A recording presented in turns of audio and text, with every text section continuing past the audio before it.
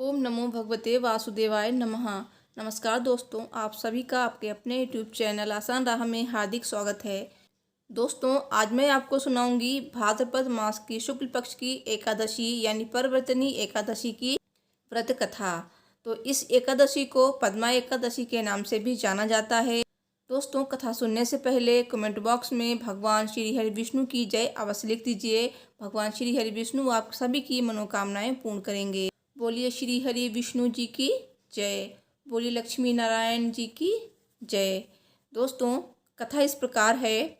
युधिष्ठिर और भगवान श्री कृष्ण में वार्तालाप चल रही है।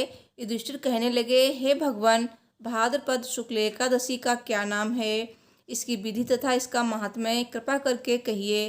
तब भगवान श्री कृष्ण कहने लगे कि इस पुण्य स्वर्ग और मोक्ष को देने वाली तथा सब पापों का नाश करने वाली उत्तम वामन एकादशी का महात्म्य मैं तुमसे कहता हूँ, तुम ध्यान पूर्वक सुनो। यह पद्मा, परिवर्तनी और जयंती एकादशी भी कहलाती है। इसका यज्ञ करने से वाजपेय यज्ञ का फल मिलता है। पापियों के पाप नाश करने के लिए इससे बढ़कर कोई उपाय नहीं है। जो मनुष्य इस एकादशी के दिन मेरी वामन रूप की पूजा करता है, उसके तीनों लोग पूज्य होते हैं। अतः मोक्ष की इच्छा रखने वाले मनुष्य इस व्रत को अवश्य करें। जो कमल नयन भगवान का कमल से पूजन करते हैं, वे अवश्य भगवान के समीप जाते हैं। जिसने भाद्रपद शुक्ल एकादशी का व्रत और पूजन किया, उसने ब्रह्मा विष्णु सहित तीनों लोकों का पूजन किया। अतः हरिवासर अर्थात एकादशी का व्रत अवश्य करना चाहिए। इस दिन भगवान करवट लेते हैं, इसलिए इसको परवर्तनी एकादशी कहते हैं।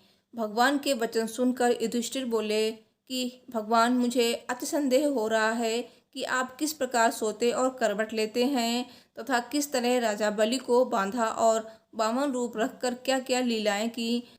चातुर्मास के व्रत की क्या विधि है तथा आपके शयन करने पर मनुष्य का क्या कर्तव्य है, सो आप मुझसे विस्तार से बताइए।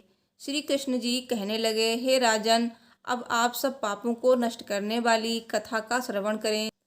त्रेता युग में बलि नामक एक दैत्य था। वो मेरा परम भक्त था। विविध प्रकार के वेद सूक्तों से मेरा पूजन किया करता था और नित्य ही ब्राह्मणों का पूजन तथा यज्ञ के आयोजन करता था। लेकिन इंद्र से द्वेष के कारण उसने इंद्रलोक तथा सभी देवताओं को जीत लिया। इस कारण सभी देवता एकत्र होकर सोच विचार कर भगवान के पास गए। बृहस्पति सहित इंद्र आदि देवता प्रभु के निकट जाकर और नतमस्तक होकर वेद मंत्रों द्वारा भगवान का पूजन और स्तुति करने लगे। अतः मैंने वामन रूप धारण करके पांचवा अवतार लिया और फिर अत्यंत तेजस्वी रूप से राजा बलि को जीत लिया। इतनी वार्ता सुनकर राजा युधिष्ठिर बोले कि हे जनार्दन, आपने वामन रूप धारण करके उस महाबली दैत्य को किस प्रकार जीता।